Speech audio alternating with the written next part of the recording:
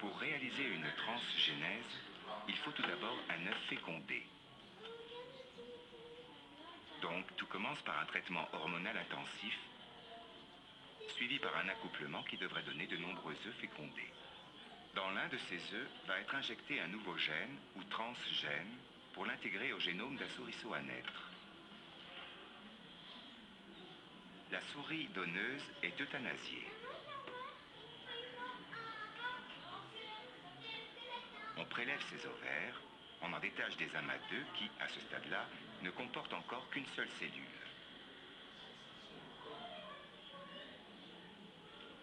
Comme chacun de ces œufs est fécondé, s'il est réimplanté dans l'ovaire d'une souris porteuse, il donnera un souriceau.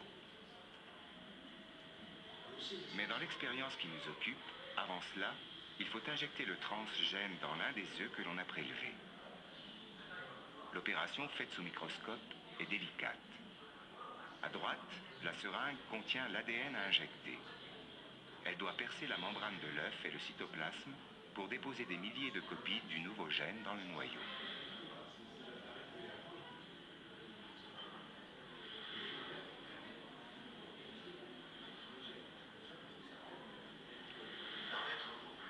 Si un peu de cytoplasme sort de la membrane, comme ici, il faut recommencer.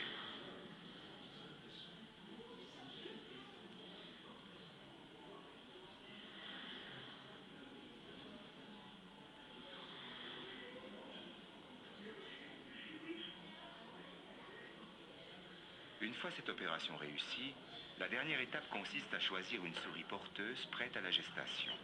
Pour lui implanter l'œuf contenant le nouveau gène, on pratique une anesthésie et une petite incision.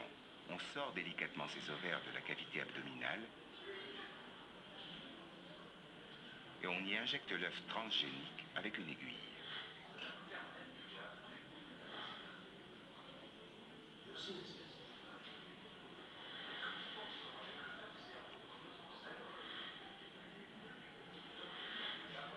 La petite ouverture est suturée.